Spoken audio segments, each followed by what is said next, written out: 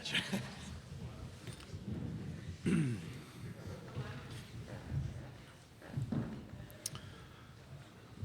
Okay, we have Braden Mann. Any questions for Braden?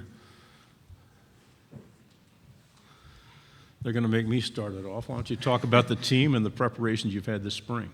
It's been awesome. The spring and summer are going really well. And the new guys who just came in, putting in a lot of work. And I just think that this offseason was really productive in the weight room and on the field and just doing a lot of extra stuff. Gauging from past questions from your teammates and coach you've been in here, can you talk about the LSU game? It was the craziest experience of my life. I've never even watched a 7-overtime game, much less played in one.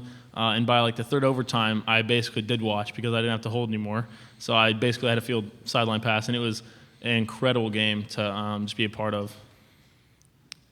Okay, to your right. Braden, John Wilson with KBTX. You guys beat LSU, had a bowl win. So much was accomplished last year. What do you hope to build on and accomplish in this season? I just think taking the energy that we finished with and going into the first half of the season.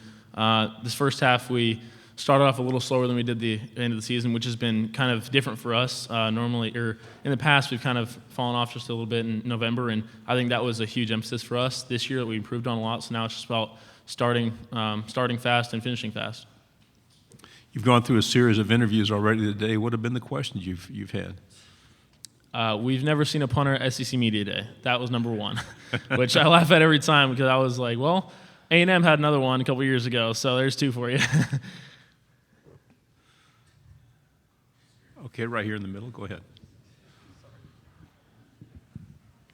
Hey, I was just wondering, at what age did you realize you could maybe take your talent to the next level? I'm just curious at like what age you could think you could maybe play Division I, much less win the Ray Guy Award. So could you kind of talk about at what point in your life you realized, hey, maybe I could really make something out of this? Well, my whole life I thought I was going to play linebacker in college. So I realized I couldn't do that my freshman year. So I realized I might be able to do it at punter my sophomore year. I started taking it a lot more seriously. I'd always kind of done it for my team just because. But my sophomore year, I realized that this is something I can really improve on and do. So I started kicking and punting a lot, and that's when I kind of just really started to focus on it and really take it actually seriously. Right here in the middle, please. 9 quarterbacks are here this week. You got all kinds of linebackers, wide receivers, running backs. 1 punter. You obviously know that. You've been asked a million times about that, but that means you get to rep the special teamers from across the entire SEC. Give us your elevator speech on why more teams should be bringing special teamers to media days. It's a third of the game. I mean, we got to bring 3 guys, and we brought an offense, a defense, and a special teams guy. And so I think that's something Coach Fisher has really stressed since he's been here. The very first month he got here, he talked about how every phase matters just as much as the other. And a lot of coaches seem to think that special teams is a play in between offense and defense, but it's really a third of the game that can change it. And so I think that's something that I can bring here and just kind of show people. To your left here on the second row. One of the toughest losses that you guys had this past season was in Jordan-Hare against Auburn. What do you think, with this year, Auburn coming to the 12th man, what do you think? Do you feel like you have a chip on your shoulder to kind of have revenge for that game, or is it just another game for you? I mean, is it any different just because of how close it was last year and how it was a tough loss for you guys? Yeah, that game definitely put a bad taste in our mouth. But right after the game, we realized that if we got caught up on it, we wouldn't be able to finish the season like we wanted to. So this year, I don't think we're looking at it as really a revenge game. It's just going to be, on our schedule. We're going to come out and play every team just like the other teams, We're going to have the same preparation, and I just think we're going to go into it with definitely some juice this year. Gentleman here. Hey, man, Caleb No, CBS Knoxville. What is your favorite or which one are you best at of talking like practice kicking games, like punt golf, pass punt and kick? I mean, there's a ton of them. Which one are you best? Which one do you like? Also, how good of a long snapper are you? My favorite game is punt golf. So the rule is you get to go from one end of the field to the other. You get a punt, throw, and then a drop kick. So if you just do a punt and a throw, it's 1 under. And so that's the one I like a lot, just because I feel like I can let the arm loose a little bit. And then deep snapping. That's right. So my sophomore year, I actually was a backup deep snapper for a game, and because we only traveled 1, and so our deep snapper we thought got hurt. So I almost went in on third down. Then we find out he was healthy. So I practice deep snapping just because we have that much free time in practice. To your right. Braden, as players, how do you guys approach the upcoming schedule that is arguably one of the toughest in the country? I don't think we look at it as really a different schedule. We're never going to have an easy schedule. We play in the SEC West, so it's not really anything outlandish for us. I just think it gives us a great opportunity to kind of prove what kind of a team we are, what kind of a team we've built over the past year and a half. Okay, to your right. Hey, Braden, Leah Musgrave, TexAgs.com. First of all, optimism is certainly high around the A&M fan base for year 2 under Jimbo Fisher, but I'd like to know, what was your initial adjustment like to this new staff, and then what are you expecting from your staff in 2019? I say the staff is just different. We had a lot of differences, and so we just kind of had to get used to it. We all love the staff. The coaches are all amazing.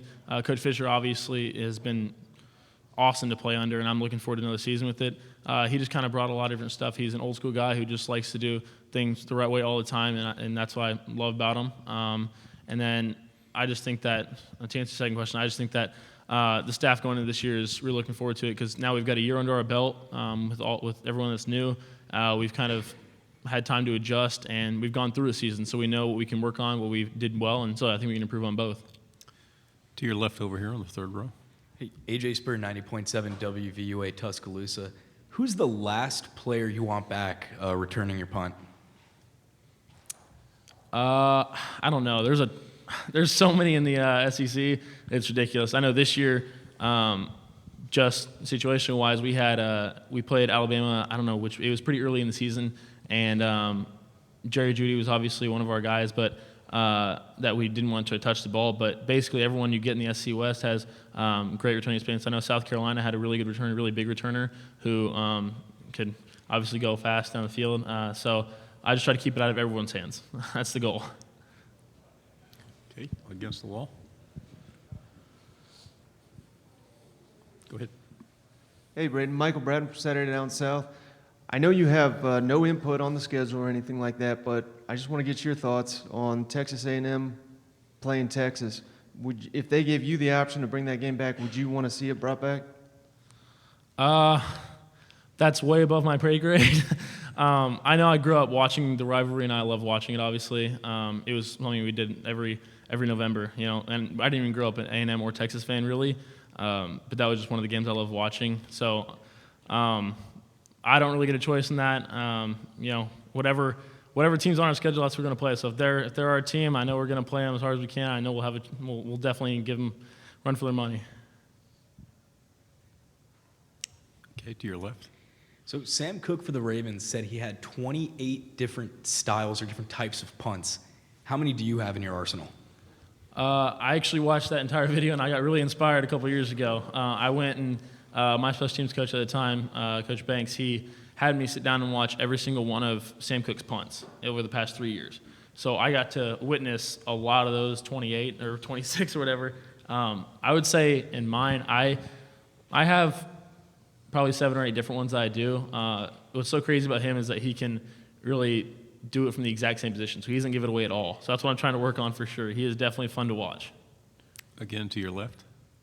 Would you rather have 45-yard fair catches all the time or 60 yards with 15-yard returns?